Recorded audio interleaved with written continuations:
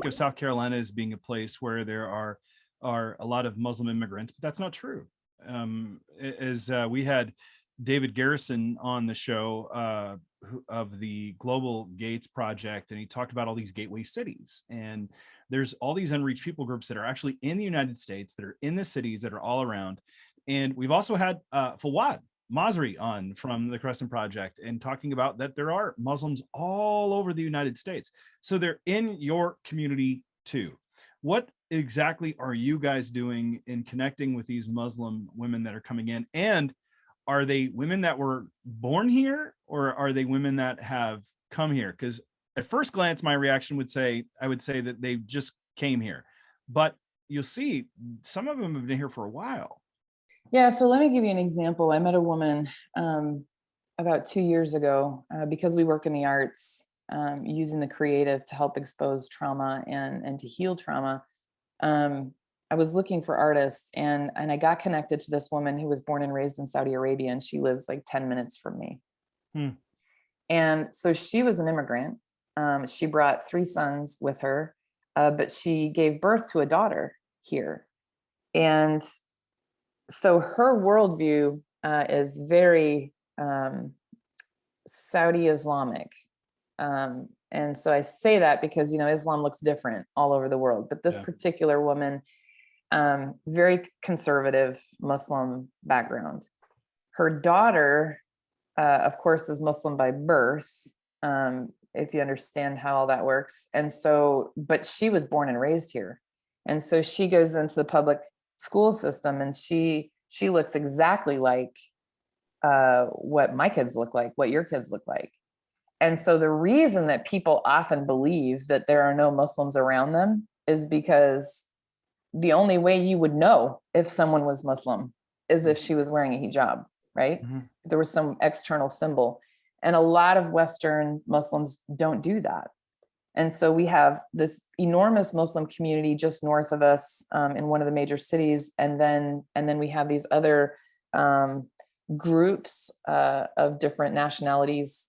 There's a huge Egyptian population not too far from me. And they don't wear hijab, and they don't walk around saying, I am Muslim. And so you would never know, but yet there they are. And so it's only by one looking, education. Of course, I have a network because everybody knows me for Muslim ministry. And so it's always funny because people will go, Jami, you need to meet somebody. There's this Muslim woman, and she's in my office, or she's at my kid's school or whatever. You need to come and meet her. And I'm like, how about you go meet her? How about that?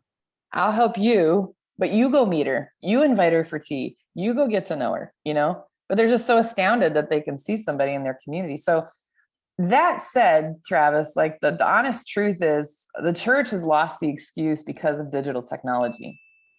So I have 2 very good Muslim friends that live here close to me, but I have about 5 or 6 more that I keep online. These women that I connect with through Facebook, through, whatever. And we just talk pretty regularly. We do FaceTime, we do stuff like that. And there's no reason not to have access to the Muslim world at this point. There's so many technologies that are available to do that, which is really incredible. And it's also incredible, and I think eye-opening, that once you do have the eyes to see, if you're aware of it, then it does open that up. I had a pastor I was speaking to in a community that we're in that's growing, and he said, well, there's only a 2% group of diversity. And I said, well, the stats aren't, I'm sorry, but the stats are wrong. I said, just go to the grocery store and you'll see that really fast. Right. Because you don't even need eyes to see. Yeah. If your heart is open, the Lord is going to drop somebody in your lap. I guarantee it. This is a true story. We came back from Africa. It had been months. Because like you said, if you don't see them around you, you get this idea that they're nowhere close. And I didn't see any Muslim women in my area. And I was feeling so dry and so useless. And so my husband said to me, Jami, let's just begin to pray that God will bring you just one Muslim friend.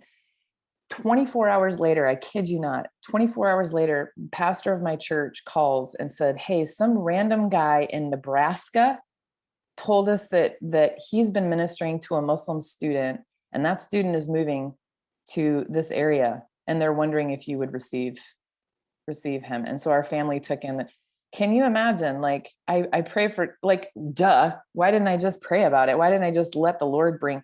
You have an open heart, and the Lord will bring whomever is right to put in your life.